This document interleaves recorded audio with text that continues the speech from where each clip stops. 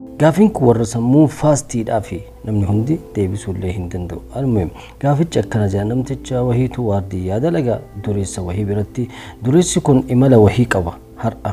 Boorsaa isaa qabatee wayita inni bahuudhaaf ta'u waardiyyaan kun itti dhufee dhiifama wajjin obbo har'a osoo imala kana deemuu dhabdanii jedheen maaliifi jedheen bayitanii jedheen abjuu wahii arge reefuu sa'a lamaaf irribni na fudhatee rafee abjuu wahii arge jedheen abjuu kana irratti aeroplaaniin isin deemaanii jirtan tun garagaltee bahara keessatti kuftee namoonni hedduu wayita du'an arge kanaafuu osoo deemuu baattanii natti tolaa jedheen sanbooda namtichi dureessi kun galatoome jedhee shaantaa ofii qabatee oluma deebi'e guyyaa itti aanu itti dhufee waardiyyicha bira akkana jedheen oduu hin dhageenye jedheen oduu hin laalle jedheen bara aeroplaanii ati jettu sun akkasuma kufte jedheen galatoome jedheen abjuu san keessatti argite yaani abjuu san keessatti aeroplaanii san arguu keetiif baay'ee galatoome jedheen sanbooda kiisii harka naqee poostaa birrii baay'ee qabu wahii kenneefi sanbooda har'aan booda hojii akka dhuftu hin barbaadu har'uma hojii dhaabii jedheen jedhama.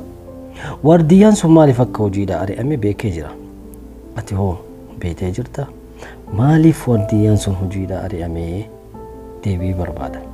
Namoota sammuu faastiidhaaf jedhee bara jalqabuma isinii hime. Tole deebiin isinuun deebistan salphaa waan ta'eef.